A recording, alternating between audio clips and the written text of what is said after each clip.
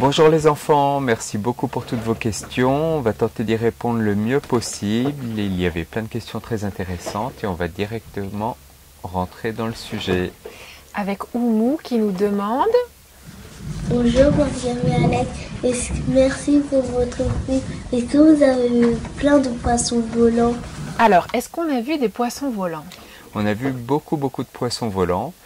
Lorsque le bateau avançait, il y avait des bancs de poissons volants qui partaient de part et d'autre du bateau. La nuit, c'était un petit peu triste, parce que qu'est-ce qui se passe la nuit? La nuit, certains poissons volants arrivaient sur le pont du bateau et le lendemain matin, au réveil, on retrouvait des poissons volants qui avaient donc passé la nuit sur le bateau et qui étaient morts. Parce qu'en fait, ils sont attirés par la lumière et je pense qu'ils sont affolés et ils vont vers la lumière spontanément et ils s'échouent sur le pont. Et on ne peut pas les sauver, on ne les voit pas, voilà, c'est assez triste. Et surtout, on a vu un poisson volant donc, qu'on a retrouvé mort sur le pont. Et dans sa bouche, il avait un parasite. Un parasite, c'est un animal qui vit aux dépens d'un autre. Il a forcément besoin d'un autre animal pour vivre. Alors soit il l'embête et il l'affaiblit, soit ça se passe très bien. Et là, ce poisson volant, à la place de la langue, il avait un petit crustacé qui en fait au début se met sur la langue. Je crois qu'il suce le sang de la langue ou je sais pas trop. Et en fait la langue devient de plus en plus petite et le crustacé prend la place de la langue. Et le poisson apparemment, ça ne l'embêterait pas. Il continue de se nourrir, il continue de faire sa vie et apparemment ça l'embête pas, mais c'était trop bizarre de voir ça quand même, c'est assez curieux. Moi je les ai jamais vus sous l'eau, t'en as vu sous l'eau? Souvent c'est en pleine mer, c'est au large, on se met pas à l'eau, on les voit que quand ils volent au-dessus de l'eau et quand ils volent en fait ils ont les ailes qui leur permettent de planer et ils avancent avec leur caudale, leur nageoire caudale, leur queue arrière, ils frétillent de la queue comme ça et comme ça ils avancent grâce à leur caudale mais pas grâce à leurs ailes, les ailes c'est juste pour se stabiliser en fait. Exactement. Voilà. Alors Vassilissa, je crois qu'elle a une question pour nous. Bonjour Marianne, est-ce que tu as vu des poissons qui peuvent se camoufler? Oui. Alors Vassilissa, nous avons vu un autre poisson assez extraordinaire qui se camouflait. Il s'agit du poisson grenouille. Et le poisson grenouille ne bouge presque pas. C'est un poisson pourtant qui a une couleur très vive, qui est jaune. Mais il est tellement immobile qu'on ne le remarque pas. En fait, on ne le confond pas avec une pierre, pas avec le sable, comme les poissons que je vous ai montrés, mais on le confond avec une éponge. Tu sais s'il sait nager? Oui, le poisson grenouille, en fait, nage pas vraiment, il fait des petits sauts, comme ça. Il se déplace de caillou en caillou en faisant des petits sauts. Voilà le poisson grenouille. Ensuite, Zoé a une autre question. Bonjour Marianne, comment vous avez trouvé ce métier? Alors Zoé, comment avons-nous trouvé ce métier? C'est très simple. Avec Marianne, ça fait des années et des années que nous adorons nager, que nous adorons aller voir les animaux en mer, que nous passons toutes nos vacances au bord de la plage, sur des bateaux. Et un jour, nous nous sommes dit, nous allons essayer d'en faire notre métier. Et le meilleur moyen qu'on ait trouvé, c'est de vivre sur un bateau en fait. Mais à la base, on n'avait jamais fait de voile. La plupart des gens qui font le tour du monde en bateau, ils en ont fait depuis tout petit. Ils sont habitués. Nous, c'est vraiment tout nouveau pour nous, mais c'est le meilleur moyen qu'on ait trouvé pour être au plus proche des animaux marins tous les jours. C'est pas vraiment un métier en fait. Voilà, c'est une façon de vivre. Voilà. Alors, Béatrice a plusieurs questions. Moi, j'ai deux questions. Comment vous avez trouvé Diatomée et comment vous faites quand vous avez plus à manger? Lorsque nous avons visité Diatomée, nous sommes tombés amoureux de Diatomée. Diatomée était magnifique, était très grand, très spacieux et voilà, on savait que ce serait notre bateau. Et surtout, on l'a trouvé comme quand on recherche un appartement ou une maison, il y a des agences immobilières, là il y a des agences spéciales pour les bateaux, on l'a trouvé comme ça. La deuxième question de Béatrice, c'était comment on fait quand on n'a plus à manger? Alors Béatrice, on essaie de toujours avoir à manger sur le bateau. Sous les fauteuils, il y a beaucoup de rangements un petit peu partout, on a beaucoup de placards. Et nous prévoyons toujours d'avoir beaucoup de nourriture sur le bateau au cas où nous nous devions rester loin de la Terre pendant longtemps. Donc, a priori, on aura toujours assez de nourriture sur le bateau. En fait, déjà, il faut savoir qu'on est souvent près des côtes, donc on peut faire les courses comme n'importe qui tout le temps. Mais quand on fait des traversées un peu plus longues, effectivement, il faut avoir des provisions. Donc on a beaucoup de paquets de pâtes, de riz, on a beaucoup de conserves, on a des gâteaux, de quoi faire des gâteaux, de quoi faire du pain. On a 2 frigos, dont un qui est sous le fauteuil. Et voilà, on ne risque pas de mourir de faim. Alors, je crois que Noé a aussi une question. Bonjour Mariam et Alex. Comment vous faites quand le bateau, quand c'est la nuit et que le bateau il devrait avancer mais vous ne pouvez pas? Alors la nuit, quand on veut avancer, c'est vrai que c'est pas simple parce que c'est tout noir, on voit rien, il n'y a aucune lumière sur la mer, à part celle des autres bateaux. Donc déjà les autres bateaux, on peut les éviter parce que tous les bateaux sont éclairés quand ils naviguent, donc on les voit. Et il y a aussi un radar qui les détecte, qui nous indique quand il y a des bateaux. Et nous, comment on sait où on va, puisqu'évidemment on ne voit rien, et bien heureusement on a un iPad avec une carte marine qui nous indique où on est, une petite flèche rouge qui indique le bateau, et on voit les côtes autour, on voit la trajectoire où on doit aller, on voit quand il y a des au fond, c'est-à-dire quand c'est très peu profond ou quand c'est profond, donc on voit les endroits à éviter, mais on se repère uniquement grâce à cette carte marine. Alors Younes a une question aussi. Bonjour Marianne et Alex, s'il y a un bateau qui attrape des poissons, comment vous faites s'il vous attrape? Alors Younes, il y a des bateaux de pêcheurs qui attrapent des poissons. Il y en a beaucoup en mer.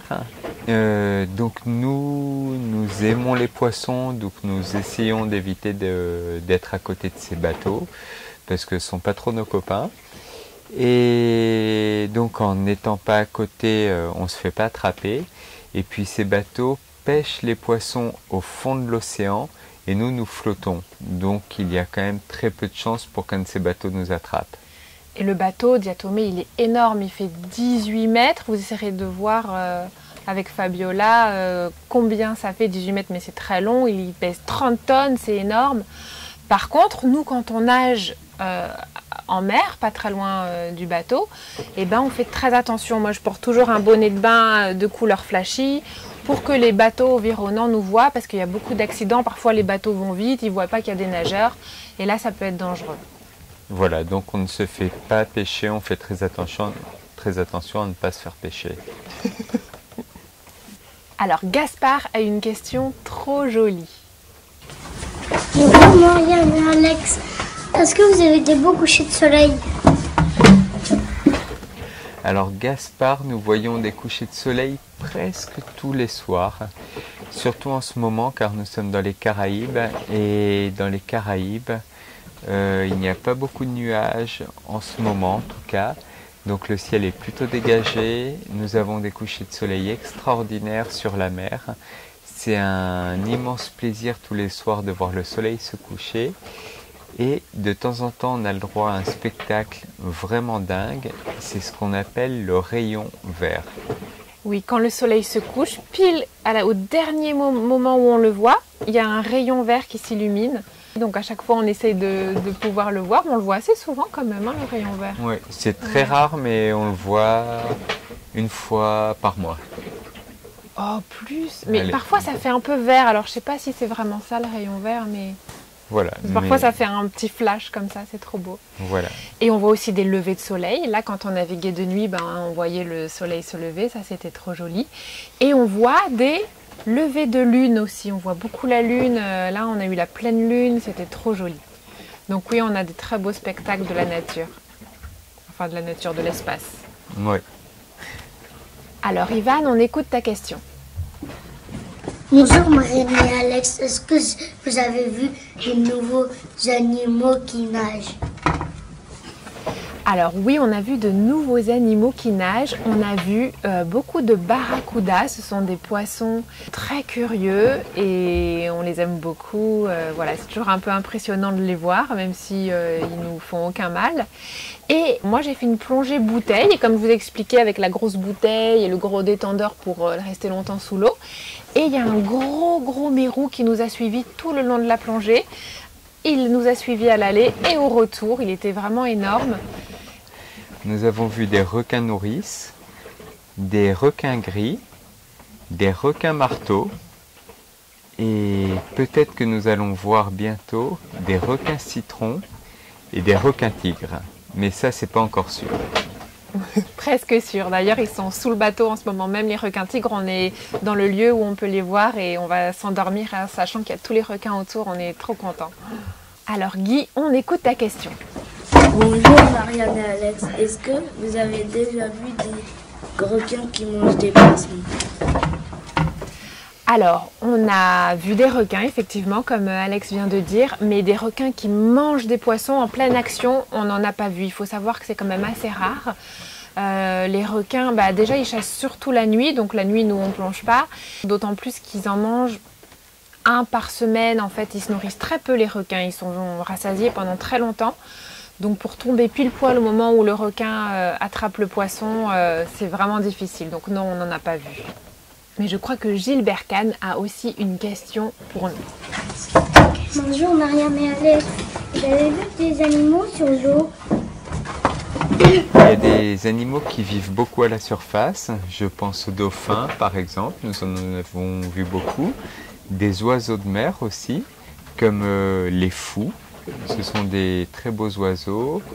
Les sternes aussi, qui pêchent beaucoup. Les frégates, tout ça sont des oiseaux marins. Nous, de notre bateau, on a vu des cachalots. Voilà, mais en général, on voit leur souffle, un peu le dos et parfois leur nageoire caudale, leur queue, quand ils vont sous l'eau. Il y a des endroits où en fait il y a beaucoup d'animaux parce qu'il y a ce qu'on appelle un phénomène de upwelling. Tu pourrais expliquer? Oui, alors à certains endroits, lorsque les fonds marins remontent vers la surface, il se trouve que ça fait des espèces de falaises sous l'eau. Et étant donné que l'eau bouge tout le temps, et l'eau tape ces falaises, mais sous l'eau, et ça crée beaucoup de petits remous. Et donc dans ces petits remous, il y a beaucoup de particules, de petits grains de sable, de petites choses, de petites algues que viennent manger les petits poissons. Et ensuite, il y a des plus gros poissons qui viennent manger les petits poissons, puis des gros poissons qui viennent manger les moyens poissons. Et en fait, tout ce phénomène est dû à la structure du fond marin et des vagues et des courants marins qui interagissent tous entre eux. Et nous, on voit sur nos cartes marines, on voit qu'il y a 40 mètres de fond et que d'un coup, il y a 600 mètres de fond. Eh bien, on sait qu'à cet endroit-là, on risque de trouver plus facilement des dauphins et des cachalots et d'autres animaux. Alors, on écoute Stéphane maintenant. Bonjour Mariam et Alex. J'ai 3 questions. Est-ce que vous avez vu un crabe? Et est-ce que le crabe, il vous a pensé? Est-ce que aussi vous mangez des homards? Donc des crabes, on en voit plein. Il y a beaucoup de crabes qui vivent un petit peu partout, entre l'eau et la terre très souvent.